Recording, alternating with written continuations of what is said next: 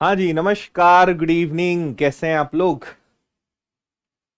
सब एकदम बढ़िया, फर्स्ट क्लास। तो आज आपका पिरामिड भाई समाप्त, मेंसुरेशन चैप्टर भी समाप्त, और नया टॉपिक इसके बाद हम लोग शुरू कर देंगे, है ना। क्या हाल है आप सबके? बढ़िया हो? एक बार मुझे बताओ कि क्वेश्चन नंबर 186 से ही शुरू करना था ना, या ये हो गया था? ये जल्दी से बता दो बस।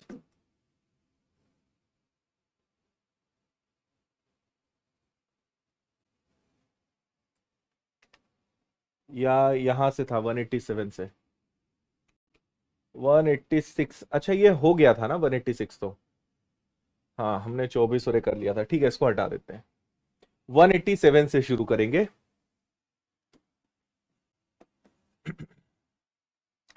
चलिए, पढ़ो भाई क्वेश्चन को। ज्योमेट्री होगा स्टार्ट, बिल्कुल। अच्छा, चलिए प्रियंका जी, अच्छा है। संजीवनी स्टैटिक जीके और एमपीपीएससी मिल गया, बढ़िया।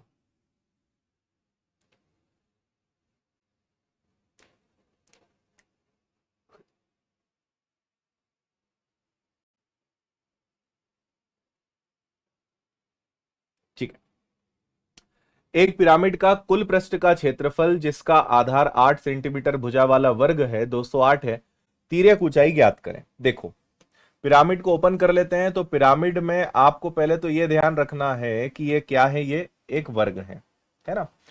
फिर वर्ग के साथ साथ हमें एक चीज और यहां पे समझनी है। एक तरफ में फोल्ड ओपन कर लेता हूं इसका कुछ इस प्रकार से। आपसे कहा इसकी भुजा कितनी है, 8 है, और संपूर्ण पृष्ठ का क्षेत्रफल। तो संपूर्ण पृष्ठ में क्या आ जाता है कि भाई एक तो आधार और इसके चार त्रिभुज, है ना। इन सबको मिलाकर कितना है, इन सबको मिला के 208 है। थोड़ा सा भावनाओं को समझना। संपूर्ण पृष्ठ का क्षेत्रफल यानी एक तो आधार हो गया और चारों तरफ के जो त्रिभुज है वो आ जाएंगे, है ना।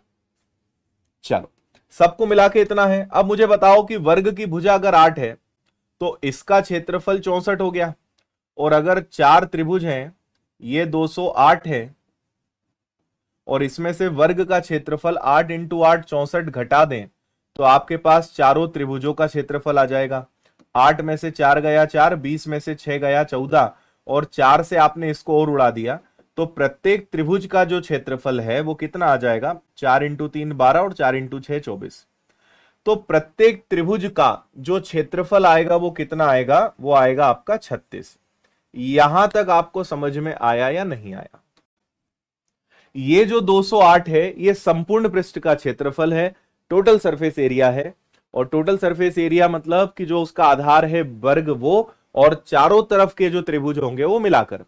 वर्ग का क्षेत्रफल 8 और 8 64 घटाया तो चारों त्रिभुजों का क्षेत्रफल बचा 144। एक त्रिभुज का क्षेत्रफल कितना हो गया, एक त्रिभुज का क्षेत्रफल हो गया 36।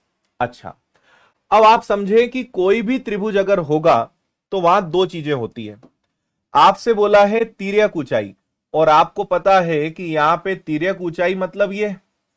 तो केवल थोड़ी देर के लिए इस त्रिभुज के लिए सोचो कि इसका आधार कितना है। इसका आधार 8 है भाई, ये 8 है तो ये भी 8 है, ये 8 है। और तिर्यक ऊंचाई मुझे नहीं पता, जबकि मुझे पता है कि इसका क्षेत्रफल क्या है। तो 1/2 बेस इंटू हाइट, है ना। 1/2 बेस इंटू हाइट।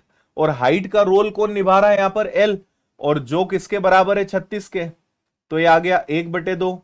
आधार की लंबाई कितनी है, आधार की लंबाई 8 है, एल मुझे नहीं पता। और ये आ गया आपका 36। दो से कैंसिल हो गया 4 बार, 4 से कैंसिल हो गया आपका 9 बार। तो L is equal to what, L is equal to 9। L की वैल्यू क्या आ जाएगी, 9।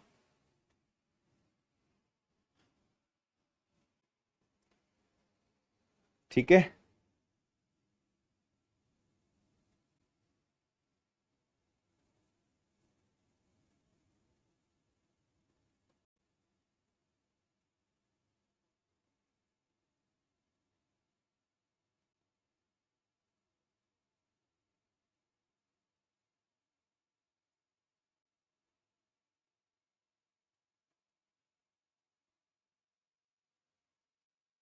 जिन्होंने कल की क्लास नहीं ली वो बिल्कुल भी अभी मत पढ़ना, है ना, क्योंकि आपको समझ नहीं आएगा। बेसिक कल पूरा हो चुका है। ठीक है।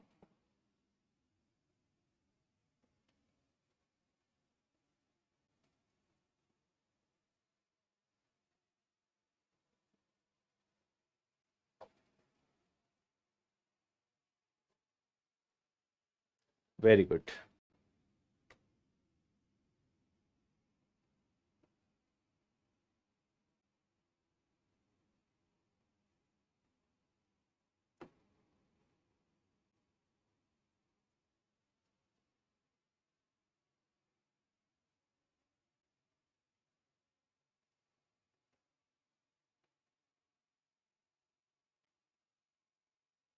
प्रहलाद सपोर्ट टीम को मेल करो भाई, यहां पे कॉपी पेस्ट से कुछ भी हासिल नहीं हो पाएगा ना।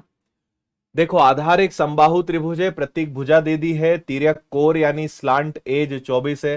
पिरामिड का सबसे महत्वपूर्ण संपूर्ण पृष्ठीय क्षेत्रफल कितना होगा?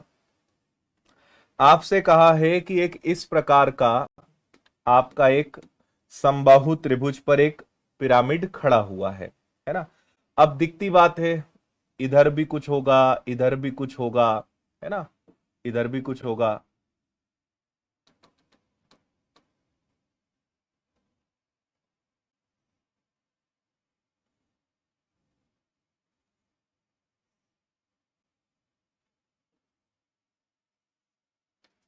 ऐसा हो जाएगा, है ना। अब आप एक चीज समझो कि अगर आप यहां खड़े हो और आपको अगर स्लांट एज दिया है तो स्लांट एज ये होता है, और ये कितना है, 24 है।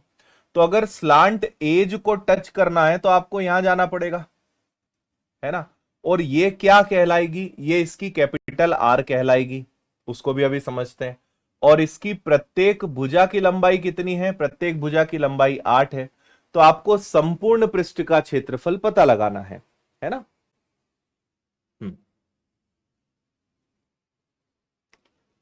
Got it.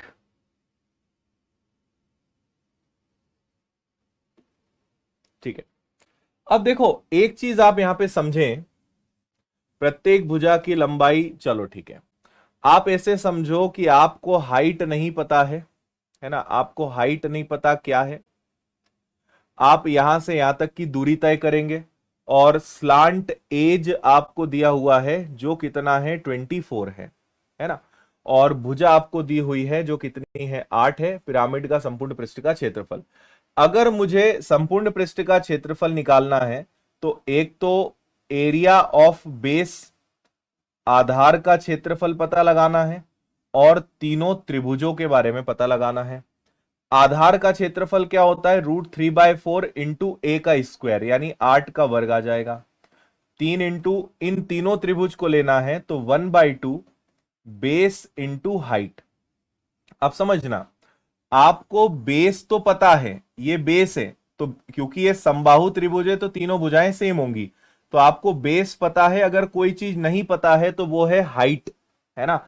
आपको ये हाइट पता चल जाए तो उसके लिए आपको पहले ये भी पता लगाना पड़ेगा कि यहां से यहां तक जाओगे तो कितना, है ना। तभी तो आपको हाइट पता चलेगी। कल इसके बारे में मैं आपको समझा चुका हूं सारी बातें। संपूर्ण वृत्त क्षेत्रफल में कुछ भी नहीं है, केवल अब हमें हाइट निकालना है, बाकी सब हमारे पास है। हाँ, डन।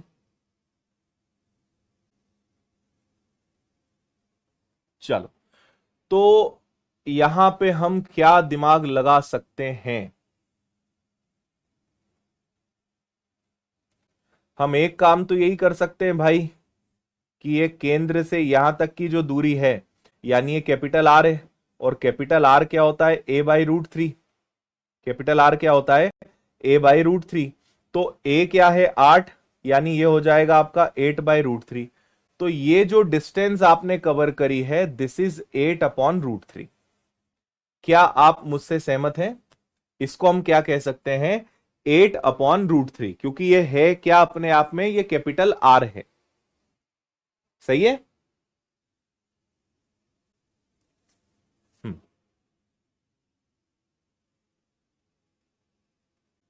चलो, अब इसमें पाइथागोरस प्रमेय लगा के एच की वैल्यू निकालनी पड़ेगी।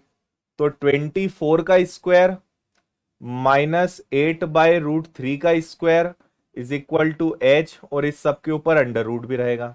तो 24 का वर्ग कितना हो गया 576, 8 का वर्ग हो गया 64, √3 का हो गया 3। ठीक है, और क्या कर सकते हो आप? कुछ मिस्टेक तो नहीं कर रहे हैं अपन, क्योंकि ऑप्शन तो ऐसे कोई दिख नहीं रहे हैं।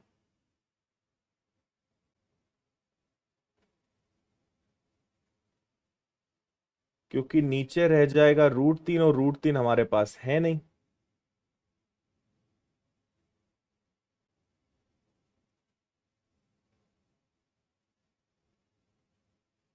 ठीक है ना?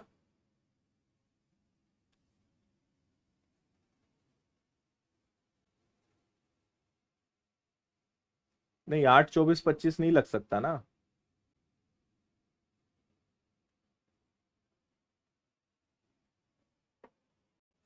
यहां ये 3 आपको दिक्कत देगा, क्योंकि ये बाहर निकलेगा नहीं, और मुझे यहाँ पे उस तरफ वाले में कहीं भी 3 नहीं दिखाई दे रहा।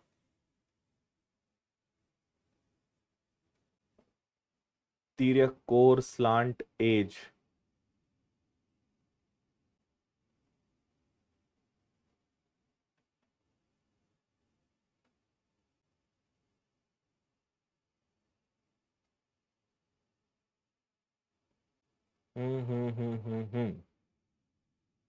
A/√3, ये भी ठीक है।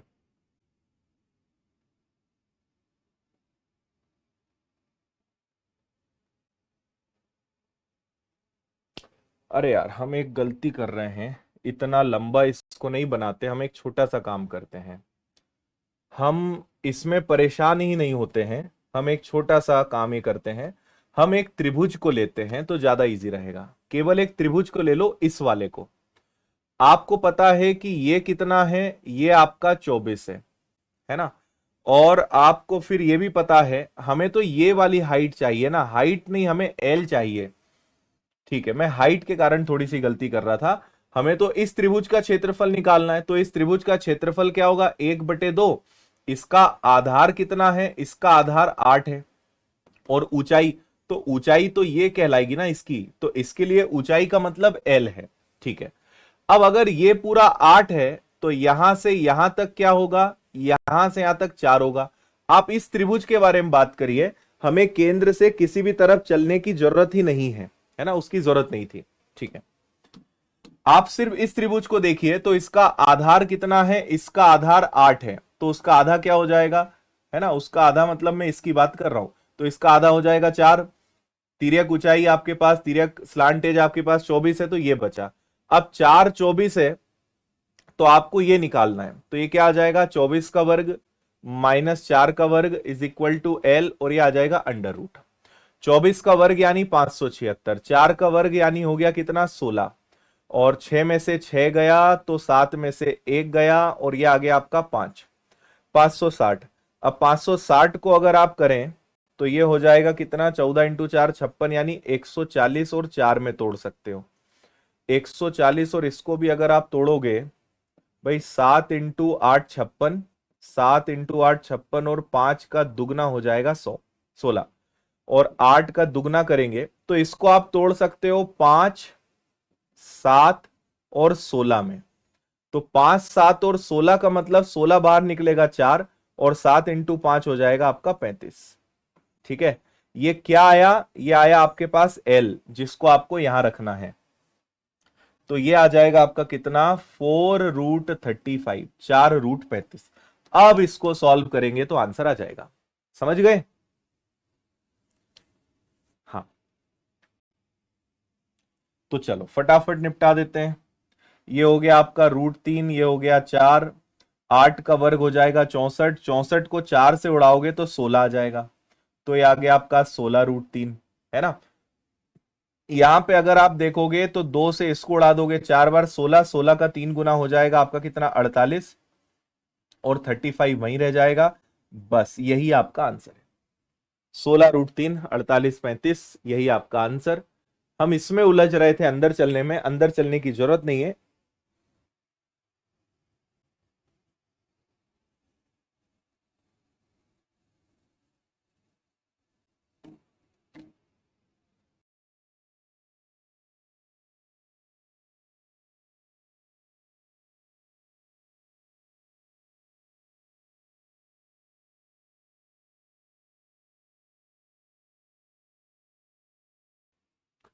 ठीक है, समझ गए।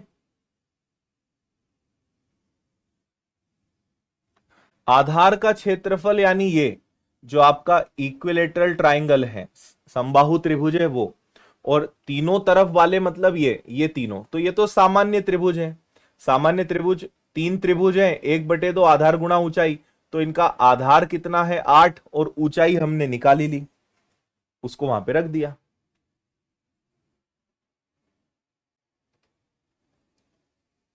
हाँ,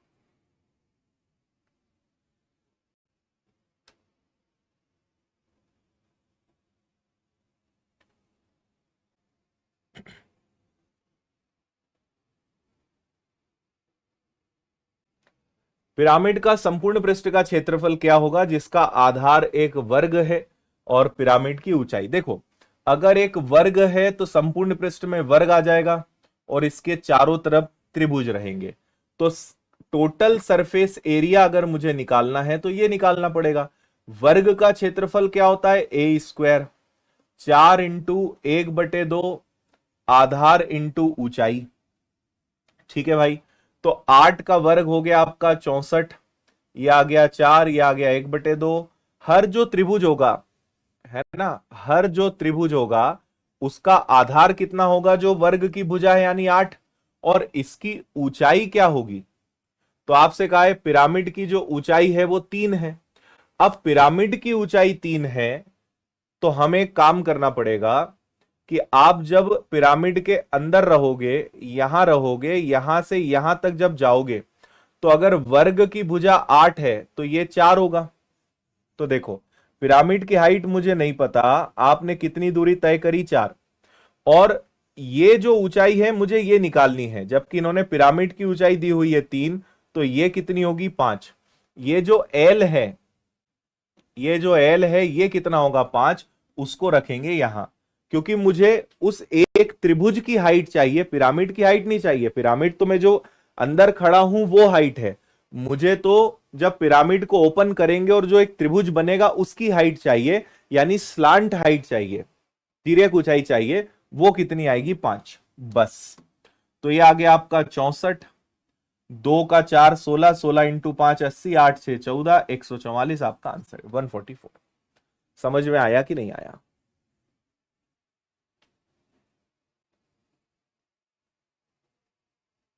सीजीएल मेंस 2023 में आया है इतना लड्डू सवाल।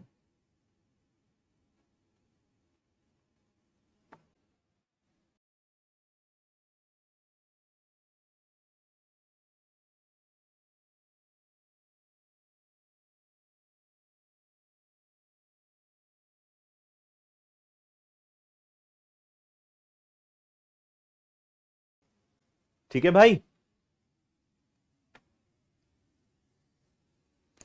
एक प्रिज्म और पिरामिड का समान आधार और समान ऊंचाई है, तो प्रिज्म और पिरामिड के आयतनों का अनुपात बताइए। देखो, इनके आयतन का अनुपात बताना है तो एक तरफ अगर मैं प्रिज्म लेता हूं, प्रिज्म कैसा होता है, नॉर्मल प्रिज्म में कोई भी बना लेता हूं, है ना।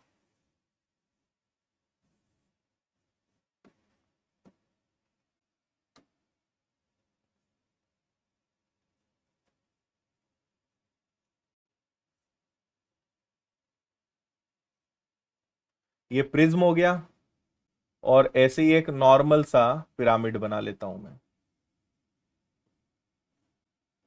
ठीक है, तो मुझे इन दोनों का अनुपात बताना है आयतन का।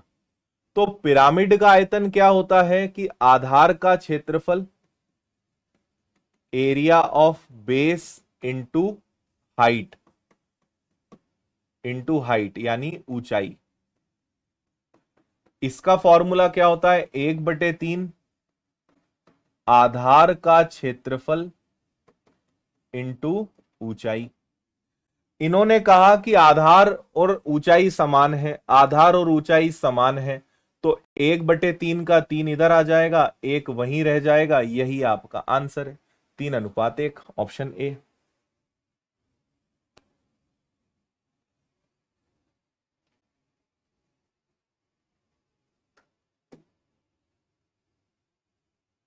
बोलिए, ठीक है, 3:1। ये कट गया, 1/3 है भाई, इधर कुछ नहीं बचा, एक इधर हुआ 1/3, ये 3 इधर आ जाएगा, तो ये हो जाएगा 3:1।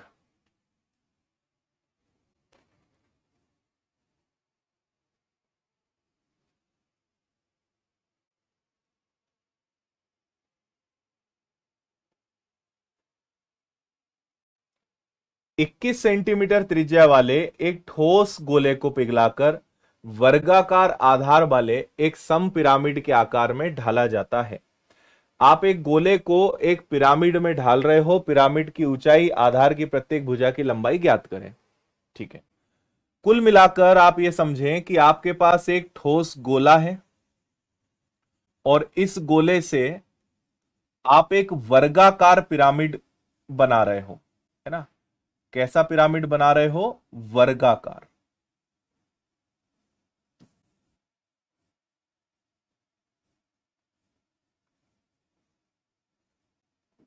इस पिरामिड का जो बेस है वो क्या है? एक स्क्वायर है।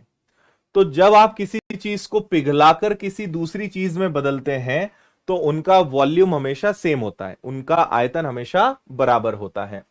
तो गोले का आयतन क्या होता है? 4/3 पाई और आर क्यूब। तो पाई की वैल्यू हो जाएगी आपकी 22/7 और आर कितना है? आर है 21 का क्यूब। इधर आ जाए तो 1/3 एरिया ऑफ बेस यानी आधार का क्षेत्रफल, है ना, और इंटू में आ जाएगा इसकी ऊंचाई। तो आपको पिरामिड की ऊंचाई इन्होंने पहले से ही दी हुई है, जो कितनी है? 66 है। तो क्या आप ए का स्क्वायर नहीं निकाल सकते?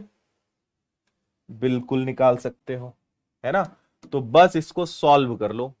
ये आ गया आपका 4/3, ये आ गया आपका 22/7, ये आ गया आपका 21, 21, 21। फिर ये 3 ऊपर चला जाएगा और 66 नीचे आ जाएगा और यहां पे बचेगा ओनली ए का स्क्वायर, ए का वर्ग। बस अब इसको सॉल्व करेंगे। तो 22 से कैंसिल हुआ 3 बार, 3 से ये 3 गया, है ना। 7 या 21 से 21 गया। अब देखो 21 दो बार है और 4 है, एक है 21 इंटू 21 और एक है 4, और सामने एक स्क्वायर से हटा तो 2 21 है, तो 1 21 4 यानी 2, 21 का दुगना आ गया 42। तो उसकी प्रत्येक भुजा जो है वो क्या हो जाएगी? 42, 42। गोले का आयतन बराबर पिरामिड का आयतन।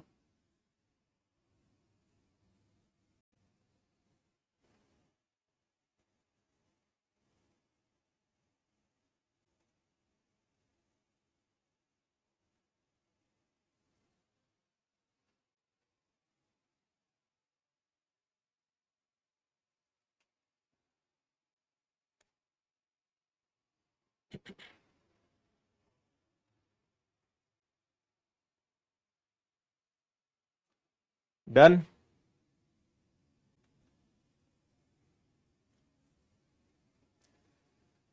अंतिम सवाल आपके अध्याय का।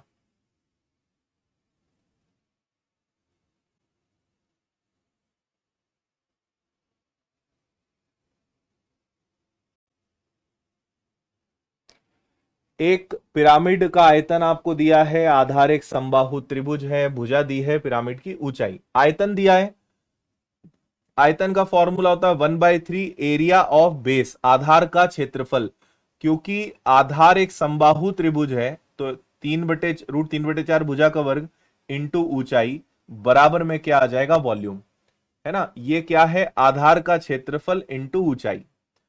तो ठीक है, रख देते हैं। 1/3 आ गया, √3/4 आ गया। प्रत्येक भुजा क्या है समबाहु त्रिभुज की? वो है 3√6। तो ये दो बार आ जाएगा 3√6 इंटू एच हमें नहीं पता।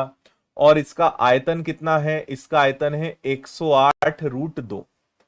सिर्फ इतना हल करेंगे और आंसर बताएंगे। ठीक है, तो आपने एक 3 से एक 3 उड़ा दिया। और क्या कर सकते हो? और कुछ है? अब आप एक ही काम कर सकते हो कि एच को फिलहाल यहां रहने दो। 108√2 है, ये सब नीचे आएगा। ये 4 हालांकि ऊपर जाएगा, है ना। ये और ये सब नीचे आएंगे, तो ये √3 हो गया। अगर मैं 3√6 का स्क्वायर करूं तो क्या आएगा? 3 का वर्ग 9 और रूट 6 का वर्ग 6, तो 9 और 6 कितना आ जाएगा? 54। डायरेक्ट लिख दूं 54, कोई तकलीफ तो नहीं है ना? पर मैं यार सॉरी सॉरी सॉरी, मैं 3 तो पहले काट चुका हूं, है ना? 1 मिनट, फिर नहीं हो पाएगा ये। फिर मुझे क्या करना पड़ेगा, इसको, एक तो ये रूट 3 आ गया, एक ये 3 है, और रूट 6 और रूट 6 क्या हो जाएगा? 6। ऐसा कर लेते हैं, रूट 6 और रूट 6 आ गया 6, ये 3 यहां है, ये रूट 3 यहां है। अब ठीक है ना? अब क्या कर सकते हैं, तो 6 तिया 18, और 18 से काटने जाओगे तो 6 बार, तो ये हो गया 6 × 4 24, 24√2/√3। तो मैं कहता हूं आप इसका परिमयीकरण कर दो, आप इसका रैशनलाइजेशन कर दो, परिमयीकरण कर दो, वो ज्यादा आसान हो जाएगा, है ना? तो ऊपर हो जाएगा 24, 3 और 2 का गुणा होके 6 बन जाएगा, रूट 3 और रूट 3 3 बन जाएगा, 3 से कैंसिल हो जाएगा 8 बार। 8√6 आपका आंसर है, ऑप्शन ए, 8√6। अच्छा सवाल है।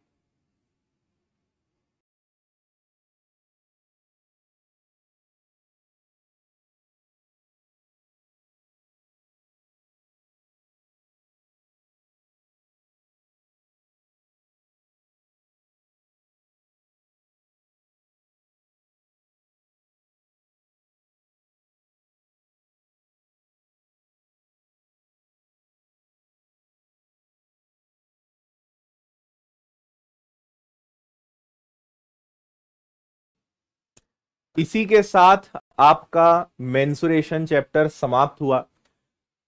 थोड़ा सा 5 मिनट बात कर लेते हैं। एक बार मुझे ईमानदारी से बताओ, आप में से कितने लोग हैं, ये क्लास नंबर 24 हमारी थी, है ना? दिस इज क्लास नंबर 24, और मैं आपको आगे का कुछ शेड्यूल भी बताने वाला हूं, तो वो भी सुन लो, है ना? आप में से कोई ऐसा है जिसने 1 से लेकर 24 तक सारी क्लासेस अटेंड करी है, कुछ भी छोड़ा नहीं?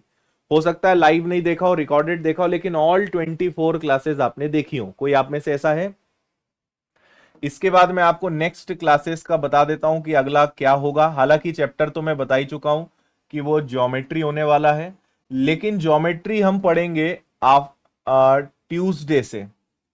कल सैटरडे है, छुट्टी, फिर संडे है, छुट्टी, फिर मंडे है, छुट्टी।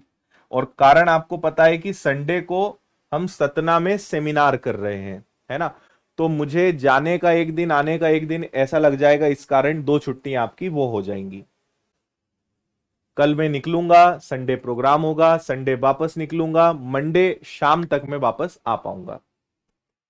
करीबन 700-800 किलोमीटर है, और वहां पे फ्लाइट की सुविधा नहीं है ना? हम्म। चलिए यार, बहुत अच्छी बात है, कई सारे लोग हैं जिन्होंने पूरी 24 क्लासेस अटेंड करी है, बहुत खुशी की बात है ये तो। पूजा है, राम है, शिखा है, अर्चना है, हर्षित, रोहित, सलीना, नीरज, विवेक सिंह, हीरू, सागर, शिवम, गुरुदत्त, मंजू, नरेंद्र, राहुल, प्रकाश, मानसी, आदर्श, आकाश, पुष्पा, राजेश, उपासना। चलो यार, मैं तो समझ रहा था कि 2-4 लोग भी निकल जाएं तो बहुत है, ये तो काफी अधिक संख्या है, और अभी तो और भी लोग जा रहे हैं नीचे। अच्छी बात है। तो संडे 7 जुलाई को सतना में मुलाकात होगी। शायद आप में से भी कोई हो जिन्होंने सतना के आसपास हैं तो रजिस्ट्रेशन किया होगा, तो इस कारण छुट्टी रहेगी। और ट्यूसडे से हम स्टार्ट करेंगे ज्योमेट्री। और आपको पहले ही बता दूं कि ज्योमेट्री में कम से कम 30 क्लासेस के लिए आप मानसिक रूप से तैयार हो जाइएगा। बहुत बड़ा चैप्टर है, सबसे बड़ा चैप्टर पूरे मैथमेटिक्स में ज्योमेट्री है, सबसे बड़ा। 30 में कम से कम क्लास बता रहा हूं, इससे ज्यादा भी हो सकती है ना? 30-35 क्लास सामान्य है जो उसमें होनी है। बहुत लंबा चैप्टर चलेगा, खतरनाक तरीके से, है ना? बाकी मजा आएगा, इंटरेस्टिंग है, मजा आएगा। चलिए भाई, तो बढ़िया है जिन्होंने भी रोज क्लास ली है, बहुत अच्छी बात। हम्म। हाँ, कल तो नहीं, मतलब परसों प्रोग्राम है, परसों मुलाकात होगी बिल्कुल।